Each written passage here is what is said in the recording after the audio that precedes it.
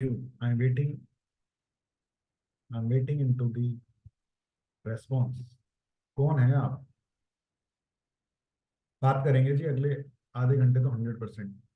थोड़ी सी अटेंशन बनी रहे। अगर आप कैमरा ऑन कर लेंगे तो मजा आएगा। बाद में आप जो करना चाहें कर सकते हैं ऑफ। हाँ जी, who will try? Who are you?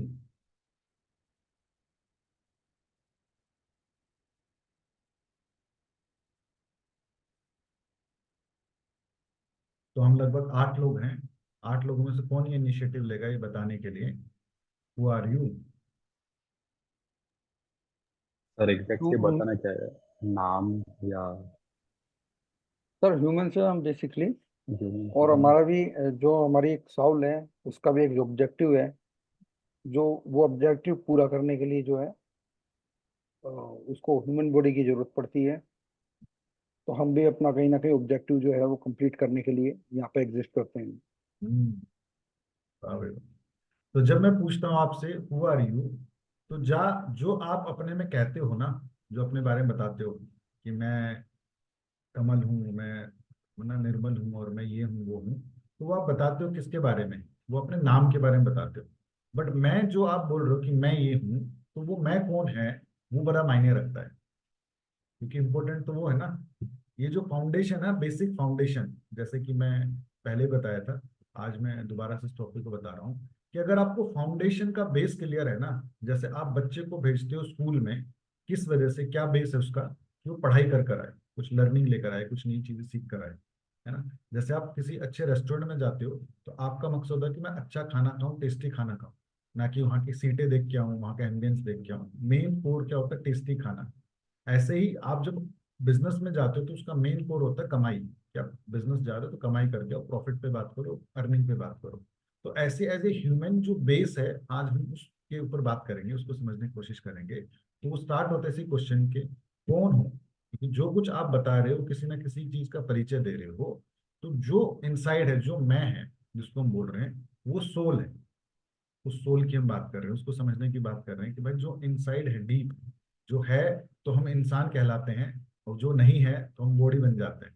तो ये तो बॉडी बन गई, ये तो इसकी कोई वैल्यू नहीं है, यूजलेस है। तो इसी को अगर हम समझें, जो निर्मित है, जो प्रेजेंट है, वो जहां जहां पे आती है, तो from thousand of year, human है ना, सेम है। जो ह्यूमन का सिस्टम है ना, आप देखो ये सेम है जिस तरीके से बना हुआ है। हमारी बॉडी जो बनी है वो 5 एलिमेंट से बनी है। As a knowledge part, as a theory part हम इसको समझने की कोशिश कर रहे हैं कि इसको बोलते हैं कि जल, अग्नि, वायु, आकाश, उन सारी चीजों का, 5 चीजों का कम्बिनेशन बनता है हमारी बॉडी। जो आउटर बॉडी हमारी दिख रही है, ये 5 चीजों का कम्बिनेशन है। इस पांच इस बॉडी के कम्बिनेशन में जो हमें दिख रहा है, इसके अंदर 3 चीजों की प्रोसेसिंग चल रही है। प्रोसेसिंग कैसे चल रही है? एक इनपुट की प्रोसेसिंग चल रही है, जहां से हमारे पास इनपुट जा रहा है, यानी कि इंफॉर्मेशन जा रही है, इनसाइड जो चीजें जा रही है। तो 5 ज्ञानेंद्रियां हैं जिनसे इंफॉर्मेशन अंदर जाती है।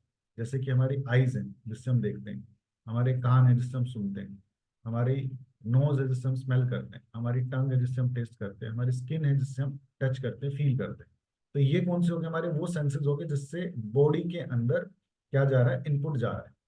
और कर्म इंद्रिया कौन सी है? जिससे कि आउटपुट आता है, यानी कि जिससे हम कुछ एक्शन क्रिएट करते हैं। जैसे हमारे हाथ हैं, लेग्स हैं, हमारा मुंह है, हमारा लिंग है, हमारे रेक्टेनल्स हैं, जिससे हम क्लीन करते हैं। तो ये क्या हो गया? आउटिंग हो गया, एक प्रोसेसिंग हो गया, आउटपुट हो गया। और तीसरा जो है, जो उसको एक किस्म से कहते हैं ना, इनसाइड, जिसके अंदर वो इन चीजों के ऊपर काम करता है, इस इनपुट और आउटपुट के ऊपर, वो क्या है? वो है हमारा सोल, वो है हमारा मन, वो है इनर सेल्फ जो इनसाइड हमारे साथ है, बैठा हुआ है। तो अगर मैं बात करूं इस सोल को समझने की, तो सोल की ना 3 डिग्रियां बनी, कि भाई 3 तरीके से, 3 लेवल पर हम समझेंगे कि जैसे ना, एक प्रीमियम क्लास होता है, एक आपका लग्जरी क्लास होता है। तो ऐसे ही अगर हम सोल की डिग्रियों को समझे तो 3 डिग्रियां बनी। पहली बनी आपके लिए कौन सी? न्यूट्रेटिव सोर्स, यानी कि जो पोषक चीज होती है प्लांट्स के अंदर होती है। क्योंकि हम कहते हैं ना, पेड़ भी जीव होते हैं, वो भी तो ग्रो करते हैं ना, वो भी अपने आप को बड़ा करते हैं कहीं ना कहीं। तो एक लेवल हो गया वो वाला। दूसरा कौन सा हो गया? सेंसिटिव सोर्स, यानी कि संवेदनशील जो होती है, जो जो हमें दिखती हैं, यानी कि एनिमल्स की अगर हम बात करें। और तीसरी कैटेगरी क्या हुई? रैशनल सोर्स, यानी कि एज ए ह्यूमन बीइंग, जिसके अंदर एनालिटिकल स्किल्स हैं, जो बैलेंस करते हैं, जो एनलाइटेंड होते हैं, इंटेलेक्चुअल होते हैं, जिनको पता है कि क्या सही है क्या गलत है, ये एबिलिटी बिल्ड करने की जिनके अंदर ताकत होती है। तो अगर हम समझें as a theory point of view से, अंडरस्टैंडिंग पॉइंट ऑफ व्यू से, तो सोल तीन तरीके के लेवल में होती है। हमने देखा पेड़ों में भी होती है, हमने देखा एनिमल्स में भी होती है, और हमने देखा एज ए ह्यूमन बीइंग हमारे अंदर तो है ही। और एज ए ह्यूमन बीइंग हम कैसे प्राणी हुए? हम वो प्राणी हुए जो चीजों को समझ सकते हैं, देख सकते हैं, जिसके ऊपर तर्क वितर्क कर सकते हैं, उनके अंदर एहसास है और उसे ज्यादा, उन दो लेवल से ज्यादा।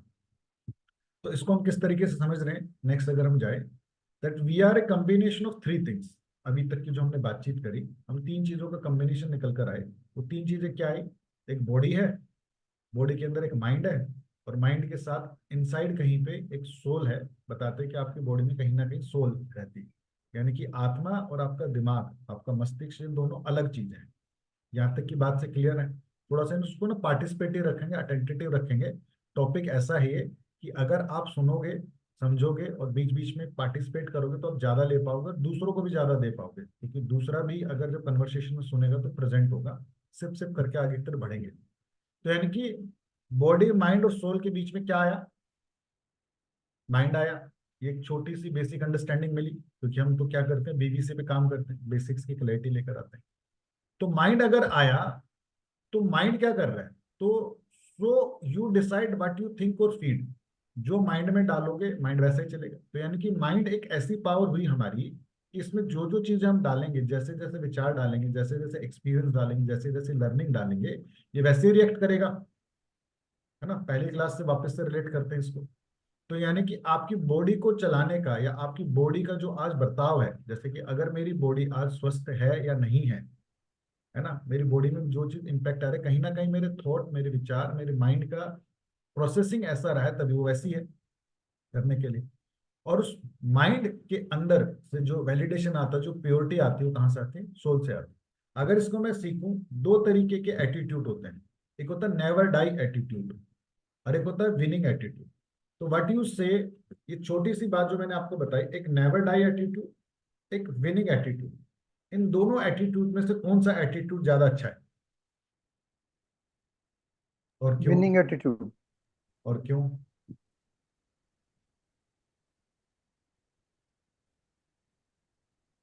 जी, विनिंग एटीट्यूड। बहुत बढ़िया जी। तो ये पहली क्लास की कुछ समरी आपको याद दिला रहा हूँ कि हमने दो थॉट देखे। एक है नेवर डाई एटीट्यूड, कभी हार नहीं माननी, लड़ते रहना, ये करना है। एक है विनिंग एटीट्यूड, जीतना है। तो आपको एकदम से दिखा कि नहीं, इसमें से विनिंग वाला है। तो विनिंग वाला क्यों निकल कर आया? क्यों आपने नेवर डाई वाला क्यों नहीं बताया? क्या फीलिंग है, क्या इमोशन है? विनिंग एक तो पॉजिटिव फीलिंग है। नेवर हम्म, डाई मतलब मरने की तरफ। भाई नेगेटिव बातें क्यों कर रहे हो? अच्छा होगा नहीं हम्म, होगा, बातें तो पॉजिटिव करो, तो पॉजिटिव सोच है वो। हम्म, तो सर एक ये भी तो आता है, नेवर डाई का मतलब ऐसा तो है नहीं कि हर चीज की एक्सपायरी है, कभी ना हम्म, कभी तो मरना ही है। तो वो हम्म, झूठी दिलासा देना अपने आप को। हम्म। तो आर यू गेटिंग कि दो शब्द, दो ऐसी फिलॉसफी, दो ऐसी विचारधारा जो हम ज्यादातर अपनी बातचीत में लेकर आते हैं, बट हम कई बार प्रेजेंट नहीं होते। बट क्योंकि अभी मैं आपसे कन्वर्सेशन कर रहा हूं, तो आप इस पे प्रेजेंट हुए हो कि एक है नेवर डाई एटीट्यूड, लोग बोलते हैं। वो जो आता है ना, जिस वर्ल्ड से आता है, वो वर्ल्ड है ना फियर का है। वो जो वर्ल्ड है वो हैवीनेस का है। और एक वर्ल्ड है पॉजिटिविटी का, जो अब आगे चल के हम पढ़ेंगे, समझेंगे, जहां से माइंड हमारा ऑपरेट करता है, जहां पे हमें देखना, तो हमें पता ही नहीं रहता कि हम किस वर्ल्ड में चले गए हैं। उसके ऊपर हम अभी बातचीत करेंगे, चर्चा करेंगे, और थोड़ा सा और पार्टिसिपेटिव रहेंगे, क्योंकि ज्यादा पार्टिसिपेटिव रहेंगे तो ज्यादा हम वैल्यू निकाल पाएंगे। दूसरी चीज जो ज्यादातर आपने देखी होगी, मुझे कुछ कर कर दिखाना है। तो ये बात कौन कहेगा? ये वाली फीलिंग, ये वाला इमोशन कौन बोलता होगा कि मैं कुछ विनिंग करके वाला, दिखाऊंगा? विनिंग एटीट्यूड बोला। यानी मूली विनिंग वाला कहेगा, लेकिन वो बंदा जो होगा वो किस विचारधारा को होगा? मैं कुछ करके दिखाऊं। तो ये वाले शब्द को अगर पकड़ो, तो वो कहाँ से ऑपरेट कर रहा है इंसान? जो सर उसे कुछ करना है, कुछ हम्म, पाना है, हम्म, इसीलिए वो कह रहा है कि भाई मैं कुछ करके दिखाऊंगा। यस। मतलब तो समझो इसको उसका धीरे कोई धीरे गोल सिर्फ है, समझो। उसका कोई गोल मोटिव है लाइफ का, कुछ विजन है उसका। और वो हम्म, अचीव नहीं कर पा रहा है उसको। हम्म, उसको कोई बीच में दिक्कतें हो रही है, जिस वजह से वो उसको कर नहीं पा रहा, या किसी भी कारण से, और वो अपने आप को ये कह रहा है, मोटिवेट कर रहा है कि मुझे ये करना है और मैं हम्म, करके रहूंगा। हम्म। तो इसमें आप अगर देखो ना, तो वर्ड जो है, जहां से हमें ना इसकी अंडरस्टैंडिंग लेंगे, क्योंकि हमारा दिमाग है ना इन चीजों को समझ नहीं पाता, थोड़ा सा हम समझने की कोशिश करेंगे। मुझे कुछ कर कर के दिखाना है, इसके अंदर जो वर्ड बहुत मायने रखता है ना, वो है दिखाना है। जो जो दिखाने वाला इंसान होता है, वो किस तरीके का इंसान होता है?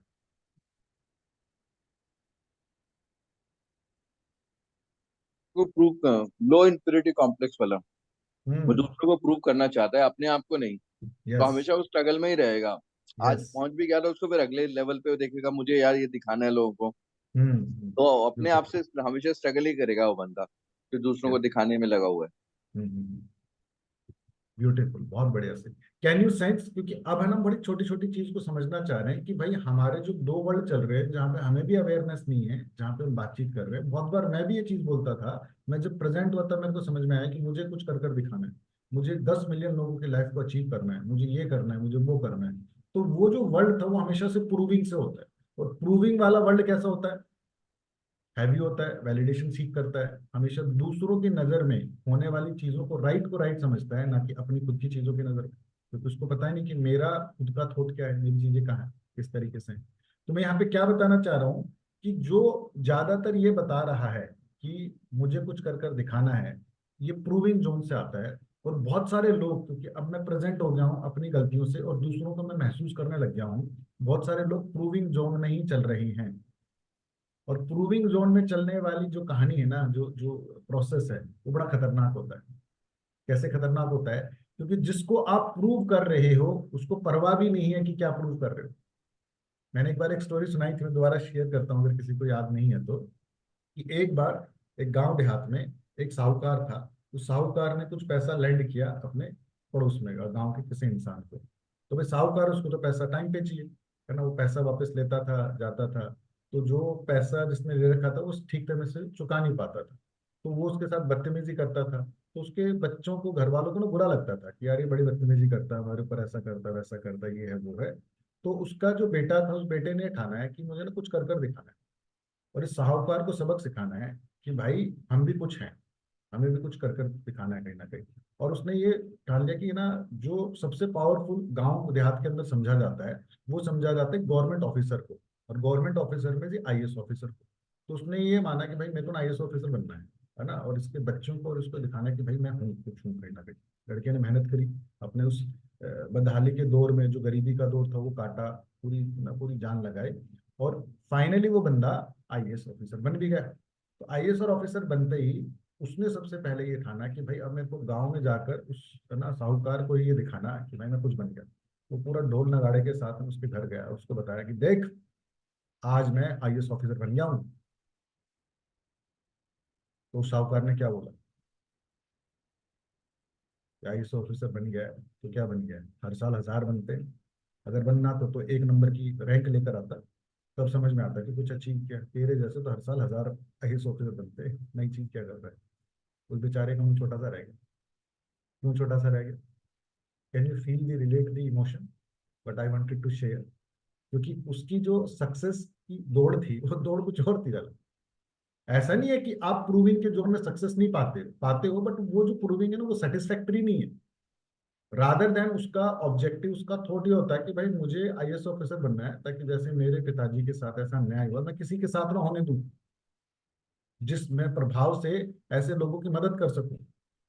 अगर उसका थॉट कुछ अलग होता, तो उसका सेटिस्फेक्शन लेवल, उसका एनर्जी लेवल ज्यादा होता। तो सक्सेस दोनों में मिलते हैं, नेवर डाई एटीट्यूड में भी सक्सेस मिलती है और विनिंग एटीट्यूड में भी मिलती है। बट थॉट इज कि आप अपने किस माइंड के साथ ऑपरेट कर रहे हो, क्योंकि जिस माइंड से ऑपरेट कर रहे हो, उसकी फीलिंग, उसका इमोशन, उसका प्रभाव आपकी सोल पे जाता है। और सोल पे आपके छोटे छोटे छोटे से दाग पड़ते हैं। तो जिस जर्नी को हम डिस्कस करेंगे कि भाई we are here for some learning, for some experiences. तो आप वो किस तरीके के देना चाहते हो, डिपेंड करता है आपके पास में, है ना, किस तरीके से उन चीजों के ऊपर टेक ऑन करना चाहते हो। तो मैं आपको क्या बताना चाह रहा हूँ, मैं आपको ये बताना चाह रहा हूँ कि सोल लेवल को अगर हम समझे, तो हमें 3 लेवल को देखना पड़ेगा, 3 लेवल को समझना पड़ेगा। पहला है आपका मन, यानी कि आपका माइंड जो चंचल है, जो यहाँ वहां घूमता रहता है, जो बहुत कुछ सोचता रहता है। दूसरा है आपकी बुद्धि, यानी कि आपका इंटेलेक्ट, आपकी इंटेलिजेंस, आपका विवेक, जो चीजों को देखता है कि क्या चीज सही है, क्या गलत है। जैसे आपने कुछ चीजों का भी समझा, और आपको लगा कि नेवर डाई एटीट्यूड ठीक नहीं है रादर देन विनिंग के मुकाबले, तो ये आपकी बुद्धि को एक इंटेलेक्ट मिला, एक विवेकपूर्ण तर्क मिला कि हाँ यार ये वाली चीज है। तीसरा आपके संस्कार, आपकी पर्सनैलिटी, यानी कि आपका एक्सपीरियंस जो दिखता है, जैसे आपकी ईगो दिखती है, आपके अंदर एंगर जो दिखता है, यानी कि वो आपकी पर्सनैलिटी। तो इन तीन चीजों के ऊपर हम बात करेंगे, थोड़ा सा इन डिटेल जाएंगे, सिप सिप कर समझेंगे। बड़ा मजेदार चैप्टर टॉपिक लगता है मेरे को ये। जब हम बात कर रहे हैं माइंड की, थिंकिंग की, या आपके थॉट्स की जो बार बार आते हैं, तो मन हैज थॉट्स एंड फीलिंग। मन है ना सोचता और महसूस करता है। जैसे आप देखते हो ना कई बार कि यार मन थोड़ा सा उदास है, तो महसूस कर रहा है उदासी को। मन आज बड़ा खुश है, वो खुश कर रहा है। यानी कि महसूस जो है, वो फीलिंग्स जो है, वो कहाँ आती है? मन के पास। जो थिंकिंग प्रोसेस है वो किसके पास है? वो मन के पास है। यहाँ तक आप मेरे साथ हैं? थोड़ा चैट बॉक्स में यस नो करते रहेंगे, है ना। Thoughts come automatically. थॉट्स की जो प्रवृत्ति है ना, वो ऑटोमेटिक है, आप कुछ कर नहीं सकते, आएंगे ही आएंगे आपके पास में। कुछ थॉट्स ऐसे होंगे जो वेस्ट होंगे या नेगेटिव होंगे, कुछ थॉट्स ऐसे होंगे जो पॉजिटिव होंगे, इंपॉर्टेंट होंगे। ये वाली बात हमने पहली क्लास में पढ़ी थी और समझने की कोशिश करी थी। भाई ऑटोमेटिक है, आप इसके ऊपर कुछ नियंत्रण नहीं कर सकते ज्यादा सा, आते रहेंगे। जब आते रहेंगे तो मैटर क्या करता है? उद्देश्य क्या, मैटर क्या करता है? थॉट्स का आना ज्यादा मैटर नहीं करता। मैटर ये करता है कि जो थॉट्स आ रहे हैं, इसमें से कौन से आपके लिए प्रोग्रेसिव है, पॉजिटिव है, जो आपको आगे लेकर जाएंगे, और कौन से ऐसे हैं जो नेगेटिव आपकी एनर्जी को ड्रेन करते हैं, जो आपको अच्छा फील नहीं कराते हैं। यानी कि जो आपके विचारों के अंदर पॉजिटिव और नेगेटिव का एहसास कराती है, वो कौन कराती है? आपकी बुद्धि। क्योंकि उसका काम क्या है? प्रोड्यूस करना, प्रोड्यूस करते रहेंगे। माइंड तो आपके पास विचार देता रहेगा, बट आपकी बुद्धि का काम है उन विचारों को डिफरेंशिएट करना। नेगेटिव थॉट्स जब आते हैं, तो नेगेटिव थॉट जो है ना, सोल जो है आपकी, जो इनसाइड डीप है जिसकी हम बात कर रहे हैं, उसकी पावर और हैप्पीनेस को खत्म करता है। आप सोच कर देखो, जब आप फियर में हो, एंजाइटी में हो, जब आपको थोड़ा सा अच्छा फील नहीं हो रहा है, तो उस टाइम पे आपकी पावर जो है ना, एनर्जी, आपकी हैप्पीनेस खत्म होती है या कम होती है। यानी कि नकारात्मक विचार आपकी सोल की शक्ति और खुशी दोनों को या तो खत्म करते हैं या कम करते हैं। आपका लेवल जो थोड़ा सा ना कम हो जाता है। यहाँ तक आप मेरे साथ अलाइन है, महसूस कर रहे हैं? मन हमेशा या तो आगे जाएगा या पीछे जाएगा। तो मन की प्रवृत्ति को समझते हैं। जैसे एज ए ह्यूमन आपकी प्रवृत्ति क्या? अगर मैं आपका हाथ काटूं तो क्या निकलेगा? कोई बता सकता है? खून। खून। खून निकलेगा ना, ये हर एक इंसान के साथ है। किसी के दूसरे के केस में कोई जूस तो नहीं निकलेगा। तो ऐसे ही बेसिक नेचर को समझो भाई, मन का बेसिक नेचर है विचारों को लाना। और जो विचार आएंगे, या तो ये फ्यूचर से रिलेटेड आएंगे या पास्ट से रिलेटेड आएंगे, और ये ऑटोमेटिकली आते रहेंगे, है ना। मन का काम इतना ही है। काम कहाँ का शुरू होता है? बुद्धि का शुरू होता है। यानी कि हम सबके, आपके भी, मेरे भी, सबके ये विचार आते रहते हैं, चलते रहते हैं। इसीलिए मन थक जाता है, क्योंकि बार बार आ रहे हैं, बार बार आ रहे हैं, और अजीब से आ रहे हैं। और क्या बताई मैंने आपको, एक छोटी सी बात, अगर वो विचार नेगेटिव हैं, फियर के हैं, है ना, एंजाइटी के हैं, तो उससे हमारी शक्ति जो है, हमारी पावर जो है, हमारी खुशी, वो ड्रेन होती है। तो पेट्रोल अगर निकलेगा गाड़ी में से अपने आप ऑटोमेटिकली, तो गाड़ी तो कम चलेगी ना। तो होता क्या है कि आप ना थक जाते हो। क्यों थक जाते हो? क्योंकि जो आपके पास विचार आ रहे हैं, जिसका ऑटोमेटिकली काम था आने का, उसका कंट्रोल मैकेनिज्म, यानी कि उसको इवेल्युएट करने का मैकेनिज्म थोड़ा सा खराब हो गया हमारा, जो अभी हम थोड़ी देर में समझेंगे, बताने की कोशिश करें। मन को ऐसा करना अच्छा लगता है, यानी कि मन को नेगेटिव विचार देने में ज्यादा अच्छा लगता है। प्रवृत्ति को समझो। जो आपका माइंड है, जो आपका थिंकिंग प्रोसेस है, वो एक के ऊपर दूसरा, दूसरे के ऊपर तीसरा बहुत आसानी से बिल्ड कर देता है अगर आप नेगेटिव सोच रहे हो। पॉजिटिव सोचने में एफर्ट लगता है। नेगेटिव सोचना क्या है? बड़ा इजी है, बड़ा कंफर्ट है, अपने आप आता है, नेचुरली आता है। उसके अंदर कुछ लगाना नहीं होता किसी भी तरीके से। But it is a leakage of soul. यानी कि आपके मन की जो लीकेज हो रही है ना, आपकी जो शक्ति है इनसाइड की, जो आपके पावर है, उसके अंदर रिसाव हो रहा है। किस वजह से रिसाव हो रहा है? क्योंकि आप नेगेटिव थॉट में जाते हो, और नेगेटिव थॉट ऑटोमेटिकली जल्दी जल्दी आते हैं। पॉजिटिव थॉट लाने के लिए थोड़ा सा एफर्ट लगाना पड़ता है। जैसे कि एक चीज मैंने आपको बोली थी कि भाई, जंगल बनाने के लिए कुछ नहीं करना, जंगल अपने आप उग जाता है। गार्डन बनाने के लिए मेहनत करनी पड़ती है ना। तो ऐसे ही आपके लिए पॉजिटिव थॉट को लाना, उसके ऊपर फोकस करना, उसके ऊपर चीजों को बिल्ड करने में थोड़ा सा एफर्ट लगता है। नेगेटिव तो कुछ मत करो, फट फट फट फट अपने आप आते रहेंगे, क्योंकि वो प्रवृत्ति है, विचार है। मोटापे के लिए कुछ ना करो, अपने आप आ जाएगा। बट अच्छी बॉडी लाने के लिए एफर्ट लगाना पड़ेगा। तो हम क्या समझना चाह रहे हैं यहाँ से, ये समझना चाह रहे हैं कि ये थॉट सही है या गलत, ये कौन तय करता है। आप में से कोई बताएगा मेरे को ये बात? अभी तक की जो बातचीत हमने समझी, मैं समराइज करता हूँ, फिर आप हमारी आंसर बुद्धि, दे सकते इंटेलिजेंट। हैं। चीता पहले भाग रहा है, एक कदम आगे। तो मैं आपको ये बता रहा हूँ, बिल्कुल सही कहा मेरे नवीन भाई ने, कि भाई प्रवृत्ति का ना बेसिक को समझ रहे हो। विचार आएंगे, 100% आएंगे। विचार जो आ रहे हैं आपके सामने, जो आ रहे हैं, ये ऑटोमेटिक है, आप इसको कंट्रोल नहीं कर सकते, आएंगे। अब जो विचार आते हैं, दो कैटेगरीज के आते हैं, हमने समझ लिया। दिक्कत कहाँ है यहाँ पे, कि जो ये नेगेटिव वाले विचार आ रहे हैं ना, ये आपको पावरलेस कर रहे हैं, आपकी एनर्जी ड्रेन कर रहे हैं, आपको ना लो फील कराते हैं, आपको ना नीचे की तरफ लेकर जाते हैं, जो बहुत बार आपको पता भी नहीं है। जैसे प्रूविंग का जोन जो होता है वो नेगेटिव होता है। नेवर डाई जो एटीट्यूड होता है वो नेगेटिव का जोन होता है, जो आपको पता भी नहीं है। सक्सेस मिल जाएगी, लेकिन उस सक्सेस के लिए एफर्ट बहुत लग रहा हो, जान बहुत जा रही हो। तो ये समझने के लिए कि यार ये वाला थॉट पॉजिटिव है मेरे लिए, नेगेटिव है, तो आपकी बुद्धि आपके काम आती है। तो क्या काम आती है? आपकी बुद्धि। तो यानी कि थॉट्स पे आप कुछ नहीं कर सकते, तो किस पे आप काम कर सकते हो? आपकी बुद्धि पे काम कर सकते हो। That is more important part for you. अगर मैं बुद्धि की बात करूं तो इंटेलेक्ट है, क्या रे इंटेलिजेंट है, इसके पास इंटेलिजेंस है। इंडिया के एक इंटेलिजेंस ब्यूरो बना रखा है ना, जो अपनी बुद्धि लगाता है, जो अपना दिमाग लगाता है, चीजों को क्रिएट करता है। तो अगर मैं बुद्धि की बात करूं, तो मन का काम है विचारों को देना, और बुद्धि का काम है विचारों को चुनना और परखना, कि भाई जो विचार मेरे पास आया, इसको मैं रखूं या ना रखूं। उसको इवेलुएट करना कि ये विचार मेरे लिए सही है या नहीं है। तो ये काम किसका हुआ? बुद्धि का हुआ। तो ये जो परखने की कला है, ये कैसे आती है? ये आती है जब आप कंसंट्रेशन करते हो, या जब आपके अंदर प्योरिटी ऑफ इंटेलेक्ट है, यानी कि आपके अंदर सोचने का जो स्थायित्व है, वो कहते हैं ना, विद्यमान एज ए प्रेजेंट है। आप क्या बोलते हैं उसको, अबंडेंस में हो, आप ना फियर में नहीं हो, आपके अंदर प्रेशर नहीं है, आपके अंदर घृणा नहीं है, आपके अंदर वो वाले इमोशन नहीं है। अगर वो वाले इमोशन है, तो आपकी बुद्धि ज्यादा अच्छे तरीके से काम करती है। यानी कि आपको क्या लेकर आनी है अपने अंदर? आपको आपकी कंसंट्रेशन पावर पे काम करना है, और आपकी प्योरिटी पे काम करना है। क्योंकि जब आप अपनी कंसंट्रेशन और प्योरिटी के ऊपर काम करोगे, तो तब आप एज ए ह्यूमन ज्यादा जल्दी से इंटेलेक्ट को बढ़ा पाओगे, इंटेलिजेंस को बढ़ा पाओगे, बुद्धि को बढ़ा पाओगे। आपके योगेश्वर जी होगा कैसे? ये होगा by doing meditation.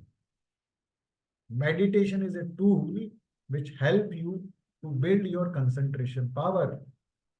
Meditation is a tool जो आपको पावर देता है प्योरिटी की तरफ ले जाने में, आपकी बुद्धि को शार्प लगाने में, धार लगाने में मदद करता है। इसलिए मैंने कहा कि 2 मिनट तो मेडिटेशन एटलीस्ट किया करो भाई। और मेडिटेशन के बहुत सारे तरीके हैं। ओम का उच्चारण कर लो, ब्रीदिंग कर लो, करना प्राणायाम कर लो, जो भी अलग अलग तरीके, किसी भी तरीके से कर सकते हो। बट मेन मुद्दा ये आता है कि एटलीस्ट इसको आप अपनी लाइफ में डालो। Not defeating the another religion, but Mohammedans के यहाँ पे 5 बार नमाज की जाती है, यानी कि 5 बार वो मेडिटेशन करते हैं पूरे दिन में। ऐसे कल्चर है उनके पास ये चीज का। वो बात दूसरे, उस मेडिटेशन में सोचते क्या है, कौन से थॉट लाते हैं, वो उनका अलग थॉट है। But they are doing that part, तभी तो उनके वो वाले विचार ज्यादा शार्प हो जाते हैं, ज्यादा पावर में आ जाते हैं, क्योंकि फीड ही वो किसी और चीज को कर रहे हैं। तो मेरा कहना ये है, जो मैंने बताया था, सुबह उठते ही, रात को सोने से पहले, ऑफिस जाने पे, खाना खाने से पहले, बाद में, जहां पे भी आपको लगता है, आप as a habit 1 minute, 2 minute, 5 minute, 10 minute के मेडिटेशन प्रोसेस को अपने लाइफ में लेकर आओ। क्योंकि जब इसको लेकर आओगे, तभी आप अपने आने वाले थॉट्स को डिफरेंशिएट कर पाओगे। तभी आप अपनी बुद्धि को, अपने इंटेलेक्ट को, अपने एक्सपीरियंस को अच्छे से एनकैश कर पाओगे। यहां तक की बात क्लियर है? किसी को कुछ कहना हो, सुनना हो, समझना हो?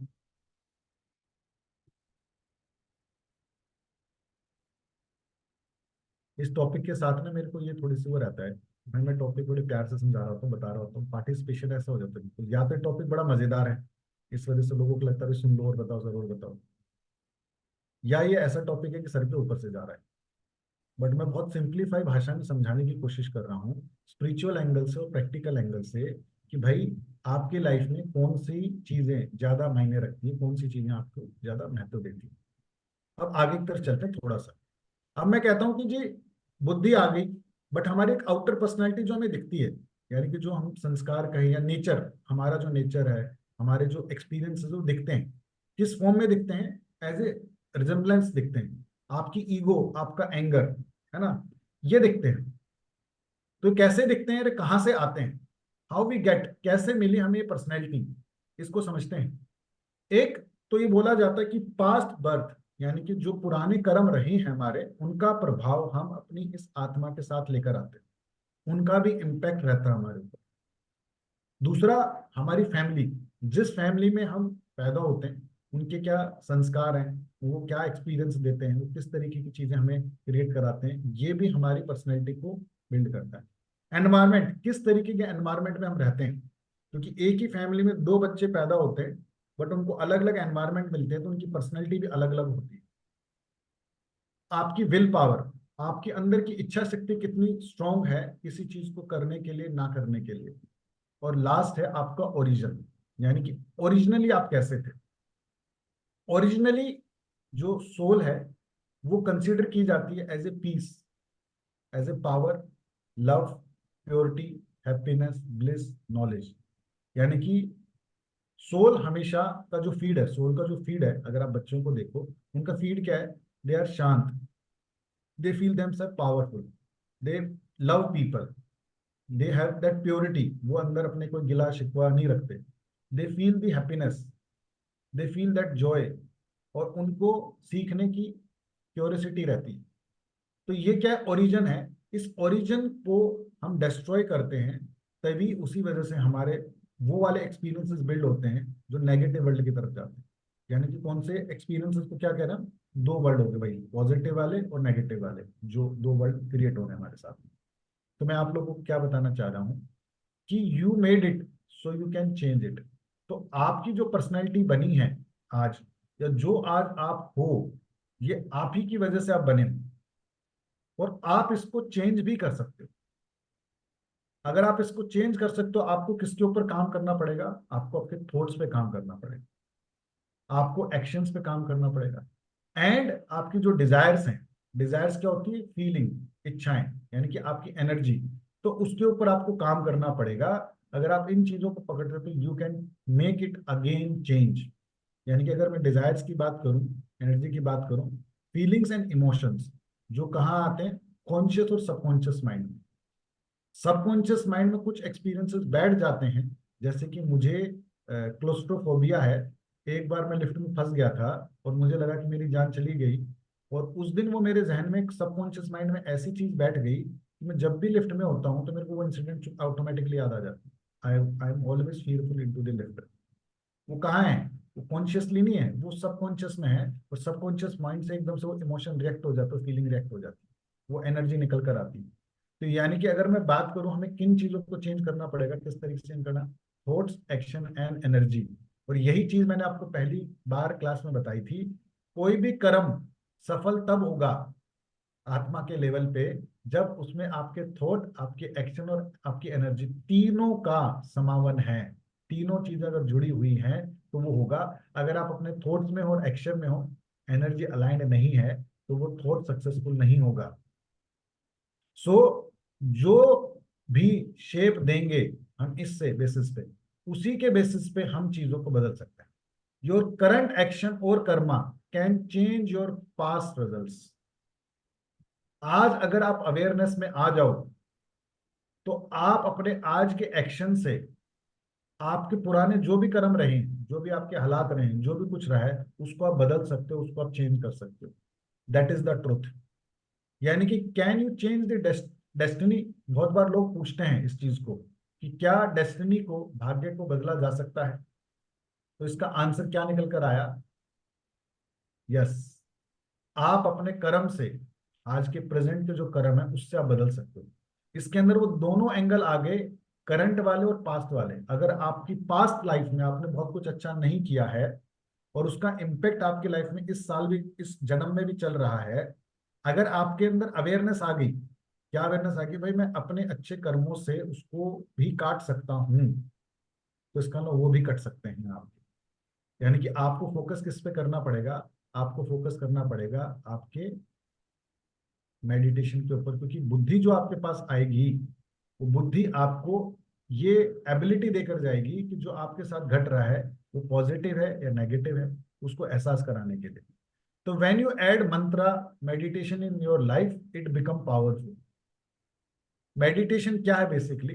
ध्यान जो है बेसिकली एक एक्शन और एक कर्म है, जिसमें आपको एक रिजल्ट मिलता है। यानी कि कुछ एक्शन करते हो ना मानसिक लेवल पर, यानी कि या तो आप कुछ चीजों को स्पिरिचुअल लेवल की ना अवेयरनेस को आप बढ़ाते हो, आप अपनी एकाग्रता करते हो, या तो आप किसी आवाज पे फोकस करते हो, या आप काउंटिंग पे फोकस करते हो, या आप अंदर ही अंदर कुछ सोचते हो, है ना। ये अलग अलग रूप है जिसमें आप अपने विचारों को फोकस करते हो, प्लान करते हो। यानी कि तीन चीजें निकल कर आई how to do meditation. One is through thoughts, आप अंदर विचार क्या ला रहे हो। Second is visualisation, and third is experience. तो तीन चीजें मेरी जो बुद्धि है उससे मैं बताने की कोशिश करता हूँ, समझाने की कोशिश करता हूँ।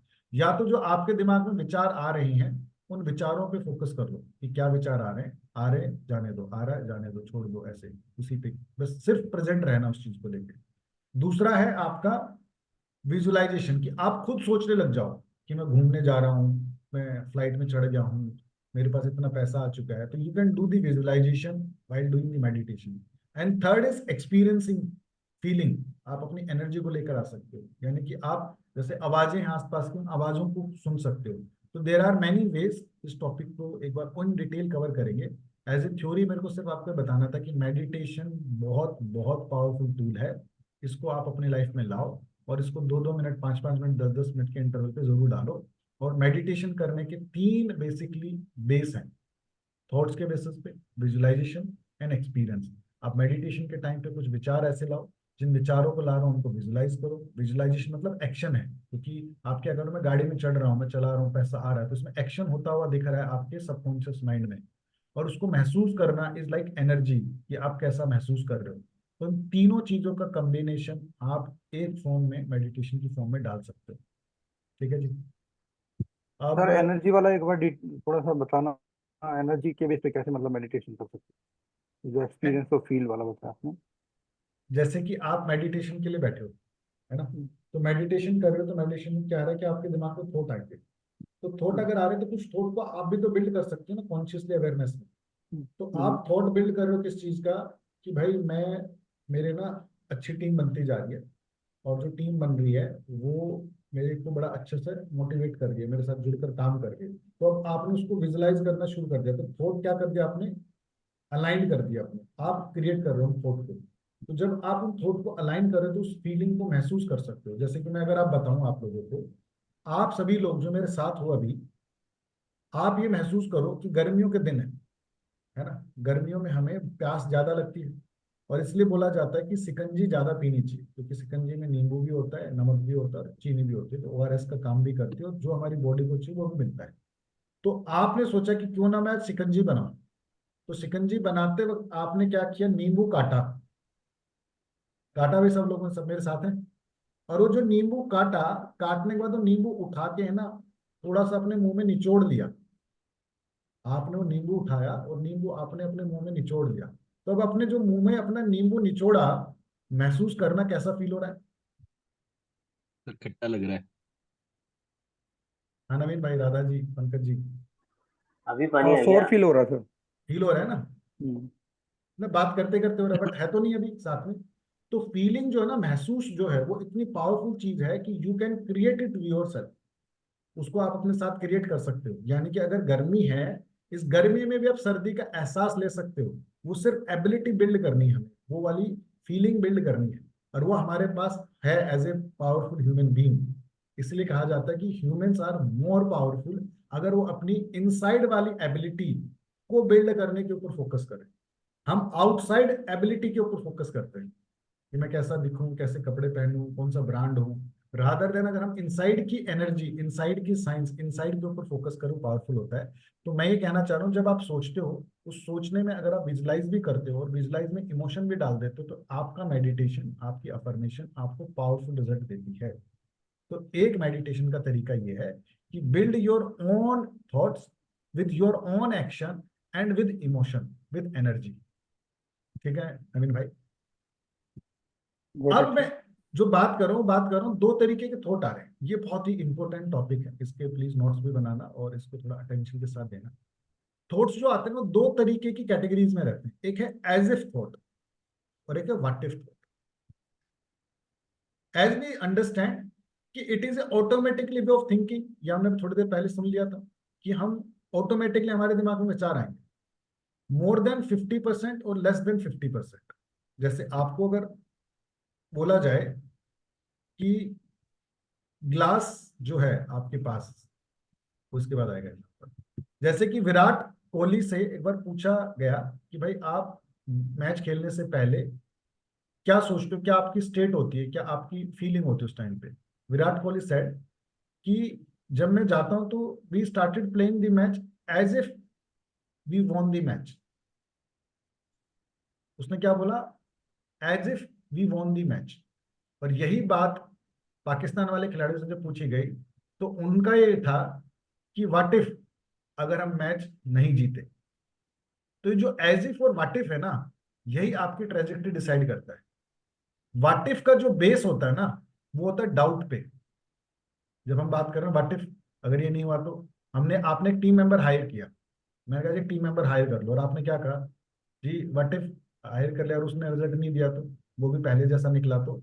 व्हाट इफ हमेशा जो आता है ना, वो एक डाउट से आता है। डाउट किसी की एबिलिटी पे, किसी की ओरिजिनेटली ऑफ सेल्फ एस्टीम से। यानी कि जिस इंसान का सेल्फ एस्टीम वीक होता है, जिसकी एबिलिटी वीक होती है, वो व्हाट इफ बहुत सोचता है। व्हाट इफ हमेशा ना अप्रूवल सीकिंग है। व्हाट इफ जो आता है पैटर्न, वो कहां से आता है? Approval seeking behaviour of brain है। कि अगर मैं उस टीम मेंबर को हायर कर लूं और उसने फिर भी परफॉर्म नहीं किया तो बताओ, है ना? तो जब वो बता रहा है तो क्या चाह रहा है? वो अप्रूवल मांग रहा है ना अगले से, पूछना चाह रहा है, यानी कि उसकी एबिलिटी, उसकी इंटेलेक्ट काम नहीं कर रही। इट इज नॉट पॉसिबल, यानी कि व्हाट इफ की जो बैकग्राउंड हुई कहाँ हुई? इट इज नॉट पॉसिबल से हुई। I can't do it, if doesn't turn out the way I want, फिर क्या होगा? तो ये वाली जो फीलिंग है, ये वाले जो वर्ड है, ये किस वर्ल्ड से आते हैं? ये वर्ड आते हैं आपके व्हाट इफ वर्ल्ड से। अगर आप व्हाट इफ को शिफ्ट कर दो कहां पे? एज इफ पे, तो इट विल बिकम योर की फॉर सक्सेस। क्योंकि व्हाट इफ और एज इफ दोनों के दोनों कहां घट रहे हैं? आपकी इमेजिनेशन। आप समझो, वो हुआ नहीं है, वो आपकी इमेजिनेशन में चल रहा है। कि अगर मैंने 2 की जगह 3 मेंबर हायर कर लिए और वो अच्छे से काम नहीं करे, तो क्या आपने हायर कर लिए? थोड़ा पार्टिसिपेट कीजिए मेरे साथ, नहीं किए ना?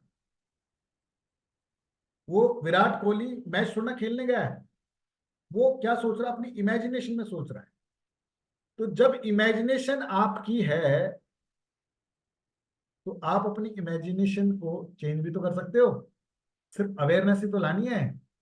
ये टूल जो मैं आपको दे रहा हूँ, ये जो छोटी सी चीज सिखा रहा हूँ, इसी को तो बिल्ड करना है आपने। कि आपको अपने थिंकिंग पैटर्न को किस तरफ लेकर जाना है। क्योंकि मेरा थिंकिंग पैटर्न पहले बहुत ज्यादा व्हाट इफ था। जब मुझे कॉन्सेप्ट पता लगा, फिर मैं उस दिन प्रेजेंट हुआ था, इमेजिनेशन मेरी है, तो मैं अपनी इमेजिनेशन को अपने हिसाब से क्यों ना सोचूं, क्यों ना मैं एज इफ लेकर आऊं। क्योंकि एज इफ जब होता है तो एज इफ का थॉट क्या होता है? It is like acting the desired state. यानी कि जो मेरी डिजायर है, जो मेरी फीलिंग है, जो मेरी विश है, जो मेरी इच्छा है, मैं वही इमेजिन कर रहा हूं एज ए विनर की तरह, एज ए अचीवर की तरह।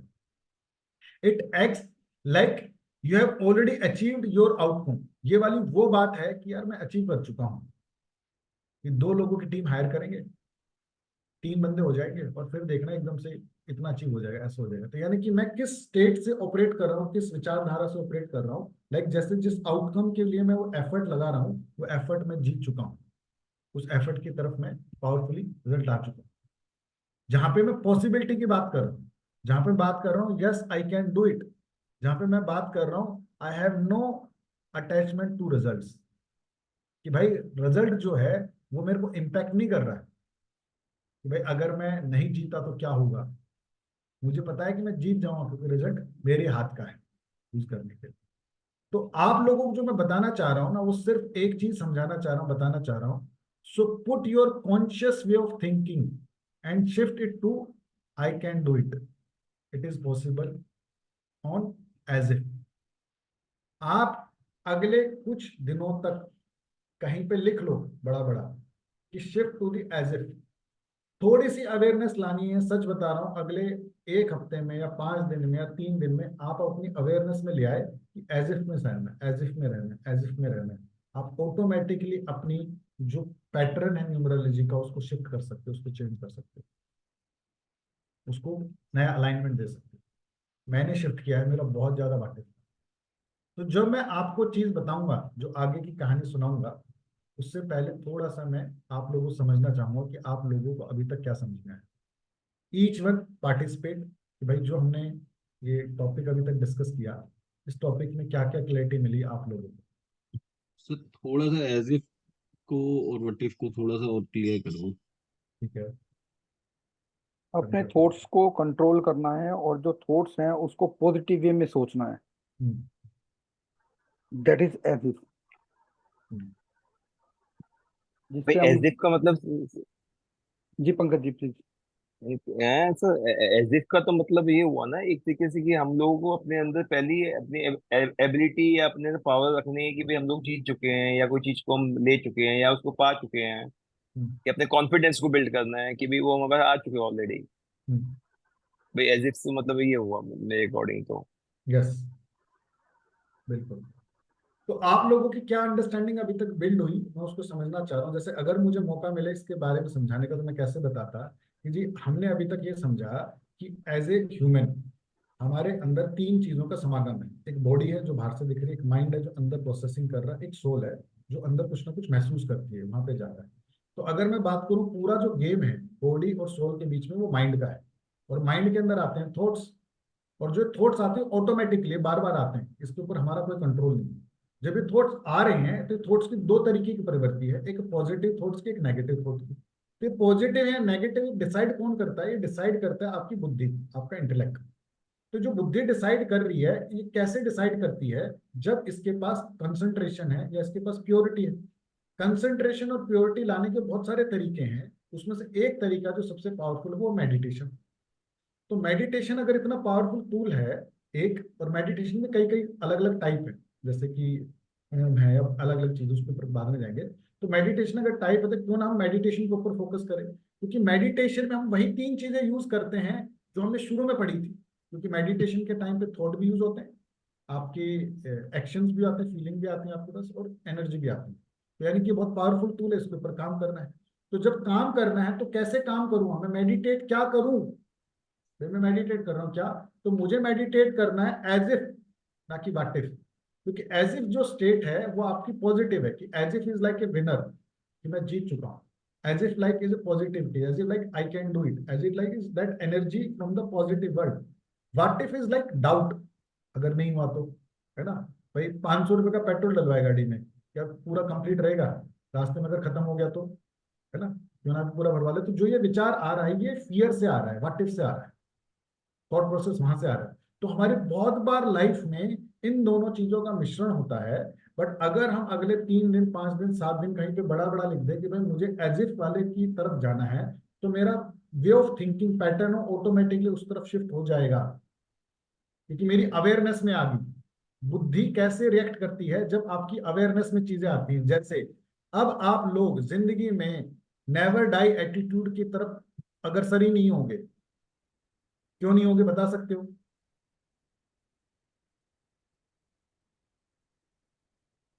Who will share? कि अगर कहीं पे ये बातचीत सुनने को मिले नेवर डाई एटीट्यूड, तो आपका दिमाग एकदम से अलर्ट हो जाएगा, ना ना नेवर डाई नहीं, वैसा विनिंग एटीट्यूड होनी चाहिए। क्यों हो जाएगा? Let's be participate, Ashok ji, sir Vinod क्योंकि जी। वो हमारे माइंड में, सबकॉन्शियस माइंड में आ गया, हमारी बुद्धि में आ गया है कि भैया। बुद्धि में आ गया, यस, बहुत बढ़िया। यानी कि जी पंकज भाई, आप भी कुछ कह रहे थे। नहीं भाई हमें कुछ पाना है मतलब, एक जस्टिफिकेशन है कि हमें पाना है भैया, बनना तो कुछ छोड़ो, वो तो सेकंड स्टेज है। पहला स्टेज तो कुछ उसको हासिल करना है, या कोई चीज यस। को लेना है या हासिल करना है। ओके, नहीं मैं क्वेश्चन दोबारा से लैंड कराता हूँ। मैं कह रहा हूँ कभी भी आपको कन्वर्सेशन में कहीं ये बातचीत दिखे, कोई बंदा बोले आपको नेवर डाई एटीट्यूड होना चाहिए, आप उसको फट से बोल दो कि नेवर डाई नहीं, विनिंग एटीट्यूड होनी चाहिए। क्योंकि उस बेचारे को तो ये भी नहीं पता कि बातें दो अलग हैं। उसके लिए तो winning attitude never die attitude एक ही है। ये बट चीज अपने आप, लिए क्लियर हो गई। आपने जो बताया अभी हमारे दिमाग में चीज क्लियर होगी, पहले हमारे दिमाग में क्लियर नहीं थी। हाँ तो यानी कि आपके इसलिए हमारा दिमाग एकदम एकदम एक्टिव हो जाएगा होगा, नहीं हमको ये नहीं सोचना ये सोचना है, क्योंकि हम इसके बारे में जान चुके हैं। Yes yes yes. तो सर एक कर, बात ये भी तो है सर, एक बात और है सर इसके ऊपर, कि नेवर डाई जो आपने बताया, ये तो हम उसकी तरफ बढ़ ही रहे हैं। पता है कि हमें 70 साल, 60 साल, 50 साल, 80 साल में मरना है हमें, वो तो पता है, हम उसकी तरफ ऑटोमेटिकली जा ही रहे हैं। दिन ब दिन, एक दिन ज्यादा है, 2 दिन ज्यादा है, पता है। अब उसके बीच में जो टाइम बीच में रह गया है, अब जो हासिल करना है वही एटीट्यूड रखना है ना हमें तो एक्चुअली। भाई जो चीज पानी है या ये जो चीज है, तो हमें तो ये ध्यान रखना है कि फोकस करना है कि जो चीज हमें पानी है उस पर ध्यान रखना है। तो इस पे एक चीज और बताता हूँ। फाइनेंशियल विनोद जी हैं फाइनेंशियल फील्ड वाले। जब बहुत बार, क्योंकि मैं इंश्योरेंस फील्ड में रहता था और बहुत सारे लोग अपनी रिटायरमेंट की प्लानिंग करते थे, तो आप मेरे को ये बताओ कि अगर आप अपने रिटायरमेंट की प्लानिंग कर रहे हो या आप पैसे जोड़ रहे हो, तो लोगों का विचार क्या होता था कि भाई मैं पैसे क्यों जोड़ रहा हूँ, मैं पैसे इकट्ठे कर रहा हूँ, रिटायरमेंट प्लानिंग कर रहा हूँ, तो रीजन क्या है, क्यों करते हैं? ताकि बुढ़ापे में जो मतलब ओल्ड एज होने के बाद जो अपने एक्सपेंस बियर कर सके, उस टाइम पे हमें कहीं से वो ना करना पड़े। क्या ना करना पड़े? मतलब किसी से मांगना ना पड़े, हाँ क्योंकि हाँ। एज बढ़ती है तो बॉडी में इश्यूज भी आते हैं, यस तो यस एक्सपेंस बढ़ जाते हैं, हेल्थ इश्यूज हो जाते हैं, तो yes yes yes, please add करो, कोई और कार्ड ऐड करेगा? क्यों हम उनकी रिटायरमेंट आगे वाली प्लानिंग? लाइफ अच्छी हो जाए। और ये भी रहता है कि अगर मतलब क्या रहता है, जो हमने पूरे अपना वर्किंग लाइफ में नहीं जिया, वो अपने लास्ट में जाके कुछ एंजॉय करें, घूमे हाँ, फिरे। तो ये वाली जो चीज विनोद जी एक्सपेंस आप का ही कुछ पार्ट कहना होगा चाहते कहने का मतलब सर ये भी। हैं? जी जी जी जी। ये बुरे वक्त के लिए, तो अगर कोई टाइम खराब आता सिक्योर है। करने के लिए, अपने अपने रिटायरमेंट के बाद की लाइफ को सिक्योर करने के लिए। यस। तो अगर आप देखो ना, एक बड़ी अच्छी चीज बता रहा हूँ, शायद आपको या हाँ मोमेंट हो, क्योंकि जब मेरे को मिला तो मेरे को बड़ी खुशी हुई थी। दो चीजें बताओ, एक तो ये और एक इसके बाद दूसरी। पहला क्या कि बहुत बार रिटायरमेंट प्लानिंग जो लोग करते हैं ना, वो इस विचारधारा से करते हैं कि बुढ़ापा ठीक से कटे, मेरे को ना दिक्कत ना हो, मुझे हाथ ना फैलाने पड़े, ये करे। तो ये सारी जो एनर्जी है, विचारधारा है, किस वर्ल्ड की है?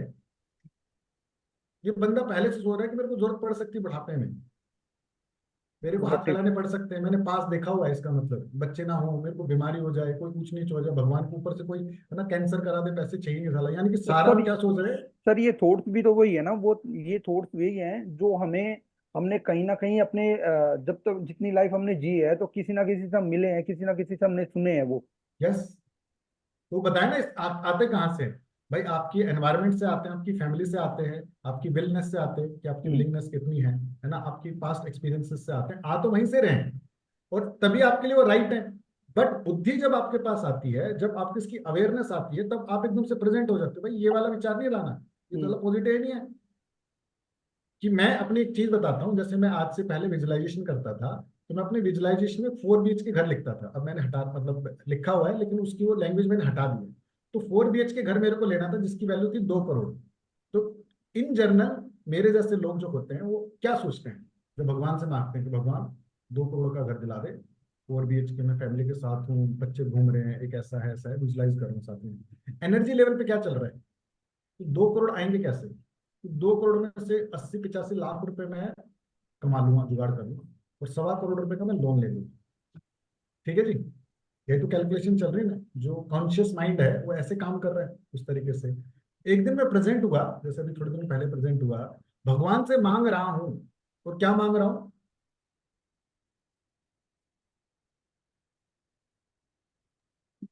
कैसे?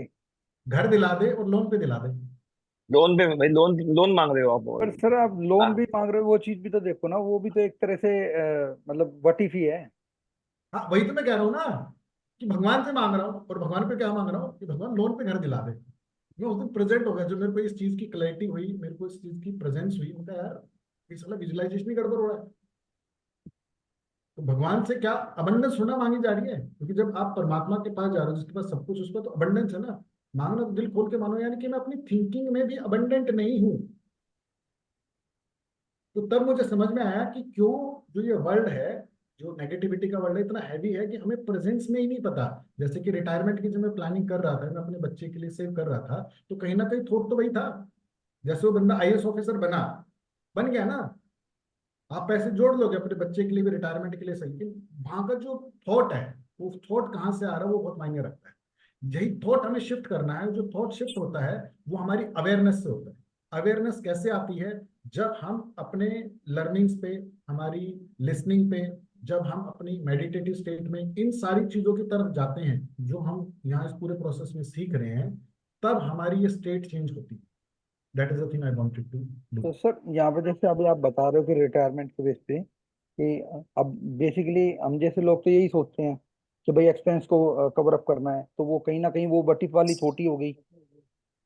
तो हमें कैसे सोचना चाहिए फिर उस बेस पे?